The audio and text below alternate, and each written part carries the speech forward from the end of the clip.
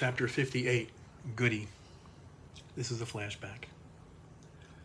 They sat in the next to last row while the school chaplain labored through a speech that showed every sign of being watered down bit by bit by a committee of overseers whose main job was to keep anyone in attendance from being offended. No one would be inspired either, but their bigger concern was the first one. Emmett Vosadek taught comparative religion, which was required school-wide, plus separate Old and New Testament classes you could take by elective. He did his better work in the classroom, more suited to a simple ring of desks than rows and rows of seats. Not everyone in the clergy had the exact same gifts, and large-scale public speaking was sadly not one of Emmett's. Pick elbowed Goody, who was doing his best to listen. "Check it out," he said. "He says one thing about Jesus, and then right away he backs off twice as far." Goody asked without turning, "What do you care?" "Hey man, I like Vosadek. He's a good guy, but he lets these people rattle him." Pick pointed down at the front of the chapel, the clean necks and trimmed hairs of the officials who ran the school. "You got too many religions to take care of. It's like they're scared somebody's gonna not let their kid go here if Emmett Vosadek knows less than he should about Hindus one day. Now how many people in this place give a fuck about Hindus?" "I don't know," Goody answered, "but we should. We should give a fuck about all of them." "You're crazy. You think they care about us?" Goody nodded. "If they're good Hindus, they do." He turned to Pick. "I think maybe that's the point. He's saying that's what we're all supposed to do." Pick looked at him. "You are fuck plain out of your mind, you know that?" "Keep reminding me," Goody said. "I might forget." After his chapel, they borrowed bikes to ride out to Ross Miller's Creek, an underused park about 5 or 6 miles from school where they liked to hang out and throw rocks. Some beavers had started a dam there, and Pick and Goody were providing tactical help, aiming for just the right places on the banks to loosen things up for them. "People only use religion to keep everyone else in line," Pick said. "It's propaganda through and through. Give me the matches." The creek was also a great place to get high when they were flush enough to have something, which was gratefully the case today. Armstrong had visited a cousin at Rutgers again, who was financing his way through business school by selling opiated hash in quarter-ounce and smaller amounts. Goody and Pick pooled their resources and bought 3 grams for this weekend and the next, longer if they really disciplined themselves. "They want you to behave a certain way," Pick went on, "so they throw Jesus at you. Look at history, for Christ's sake." Goody shook his head. "It wasn't propaganda when it started, though." "You think he was the son of God?" Pick asked. "I didn't think you guys were allowed to."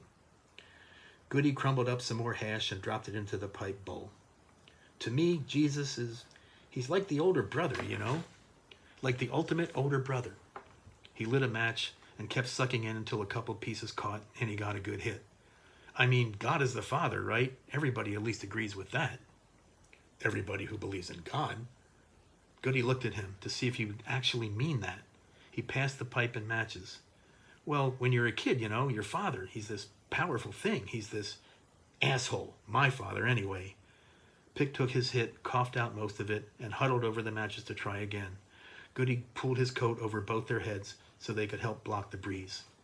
"He's this force," Goody went on, "and he's above you, and he's mysterious, and everything comes from him. And then Jesus, he's like your older brother. He explains your father to you. He's off to the side just a little, and from there he interprets things, so you can understand what the hell is going on sometimes." Pick looked at him.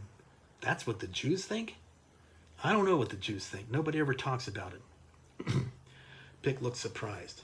"Well, don't you ask? Guy like you think you'd be on their asses all the time about this kind of shit." "Every time I ask somebody, they cough or sneeze or something," Goody told him. "Then they change the subject." "That's fucked," Pick said, and threw a rock to underscore how fucked it was. He bent down for a fresh supply from the pile they'd collected ahead of time. "So if God is the father, then who's the grandfather?" "What do you mean?" "I mean, does God have a God?" "No, of course not. God's God, all there is. And there's nobody bigger. There can't be anybody bigger." "But we're made in his image, right?" "That's what it says." "So, if we're made in God's image and we have a God, then God should have a God too. And if he doesn't, what else can it mean except there isn't one? Case closed." Goody laughed. "I don't know what the name for it is," he said, "but you just did that thing where someone can sound completely right about something and still be dead wrong. It's called logic." Give me the matches. You have them, Goody pointed out, and Pick discovered that he did. Goody got out the rest of their first gram, and together they knocked off 3 more bowls before it was time to head back to school and sign themselves in before dinner. They looked across the creek, surveying the work they'd done on behalf of the beavers. What we need are some fireworks, Pick said. Some M80s. We could blow that whole stump out and help those fuckers with their dam. Goody nodded. M80s would do it, he said. M80s would definitely take out that stump. They laughed the whole way back, did daredevil tricks on the borrowed bikes, and caught hell for forgetting that dinner time on Sunday was an hour earlier than it was every other day of the week. But Goody didn't mind. He felt great. It was a perfect afternoon, and he was lucky enough to know it at the time. Yet all that night he thought about what Pick had said about everybody who believes in God. Goody couldn't imagine not believing in God. He could understand people not liking God, or being angry, or feeling like there was no way in. But not believe at all? Might as well just not believe in the sky, he thought. Might as well not believe in breathing. And it couldn't have been the hash that kept him up. Thanks to Armstrong's cousin, there was a nice and steady supply all year long. And all those other times, Goody slept just fine. End of the flashback. Well, what do you know, Pick said. Leave it to you to find this place. He walked down the aisle and joined Goody in the pew he was in. There was one other person in the chapel, an overweight polka mom in a quilted jacket and sweatpants with the name Steamrollers going sideways down the leg. She bent at the altar, then turned around and passed them on the way out, leaving behind the stale scent of Marlboro Lights and black licorice. A lot of hospitals don't call them chapels anymore, Pick went on. Did you know that? They have to call them meditation rooms or spiritual centers or reflective zones or some such shit. Sign of the times, I guess. Nowadays, people will throw a class action suit if a traffic light lasts too long. He looked around to prove his point. There were several different places to pray in here, depending on who you prayed to and which way you faced. The pews were fixed, but there were clots of folding chairs and you could angle them either way. It seemed fair. So I guess you don't have a problem with this, Pick said. Former Jewish guy in a Heinz 57 room? Could be a disco ball up there and it wouldn't bother you, right? Could be Elvis before he got fat. You're past that crap. Goody smiled softly, as if to say, maybe no one's past that crap. And maybe I need more of it, Pick said, or just some at all. Maybe I need it to be a box in a stadium, or many roads up the side of a mountain, or angels on a ladder, or whatever the hell that other stuff is that people say. I could use something, though. Man, I could use something. He looked over. Goody was watching some candles flicker on a shelf where you could make a donation in someone's name and light one. The shelf looked like it was moving, shifting from all the shadows, tricking back and forth. It was hard to tell which was the illusion anymore. Want to hear something funny? Pick asked him. Always, Goody said. Pick got ready. He looked comfortable at this, collecting his thoughts, running down the mental checklist he relied on, back since Lawyer 101. Anytime we build a case, first thing we do is nail down the timeline. You can learn a lot about things by looking at the order they happened in. So that's what I did with your movie. I went back and put together a timeline. I combed through all the stuff that was available. He looked at Goody. No reaction. Anyway, I always thought that the way it happened was the movie fell apart and then you took off. I never considered it might be the other way around. And then, because I'm a moron sometimes, I finally did. And it was, wasn't it? You went first. Goody didn't say anything, which said everything. And right before you did, Laura came to see you. That was the first part. She saw you, you took off, the movie fell apart.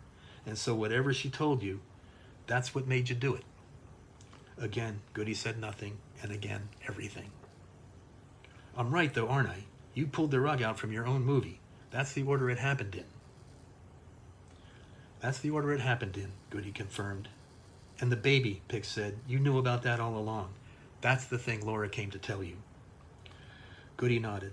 She told him, and it all but did him in. In less than a week, he was on the run again, and it did nothing, just like it always does.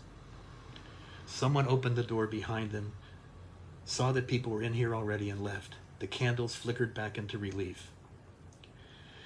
Maybe Carmine was right, Pick wondered. My fitness for this shit. Then and now. Maybe everyone's right. Goody looked over. You really think that? Pick nodded slowly. It's all Laura. They could do without me in a second. But her, He made a little explosion with his hands. We wouldn't last a day. Goody had a hard time believing that. The way your boy looks at you, you're his hero. Give him time, Pick said. The door opened again. This time the person came in, a businessman by the look of him. He went straight to the front, pivoted when he got there, then turned around. He looked at Pick and Goody. Does this shit farm have a priest? He asked. Pick looked at the guy. He'd seen a million like him and wasn't impressed. He tipped his head toward Goody. Got one right here, he said. Zen Buddhist. I meant a real one, the guy huffed and left, adding disgust to the list of things that day. They heard something crash out there and swearing. Sue their fucking heads off, he was promising, and they'd better believe it. The sounds faded away as the tirade moved down the hall. Goody listened and thought and waited. It was time. Listen, he said finally. Pick. She's unhappy. Goody looked over. Pick kept his gaze forward as if seeing Goody's face right then would kill any chance of getting through this. Laura, she's unhappy. Goody's pulse began to race. He thought about Roshi way early on at the beginning of Goody's formal training. They were climbing to higher ground and had come to a section of rapids that had no good place to cross. He had just this long to consider drowning. Has she said anything? He asked Pick. Pick shook his head, shrugged. She doesn't have to. You can see it on her, like clothing. He shifted in the pew. Call it the hard wood it was made of, but right now he'd be uncomfortable in the sweetest hammock on a perfect summer day. I'll reach out and she'll pull back. She'll reach out and I'll pull back. You feel like you're shouting through molasses, and then you stop doing even that. Shouting through molasses, Goody thought, sounded like the title of a book on Zen, or a koan, a teaching riddle that drives a person crazy for years sometimes, until the moment comes when they get it, finally get it. And in that moment, brief as it is, they know what it's like to feel sane. What is the sound of shouting through molasses? She wants us to go see somebody, Pick said, looking pre-defeated about it. Fucking therapy. Everybody's solution has to be goddamn fucking therapy. Lay it all out to a total stranger and then pay them?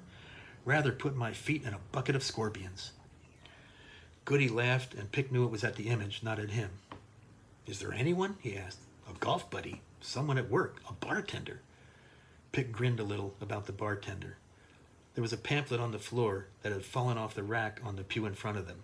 It had the word grief, which each of the 3 question marks increasing in size. Pick shoved it out of the way with his foot. I talk to you, he said to Goody, all the time, in the car especially. I talk to you, and I imagine what you'd say. Up to his waist in freezing water, Roshi turned and looked back at Goody, who still hadn't moved. The old man laughed, shouted, "Too much attach!" over the roar, and kept going, even when it was life itself. Goody turned to Pick. So, he offered, talk to me.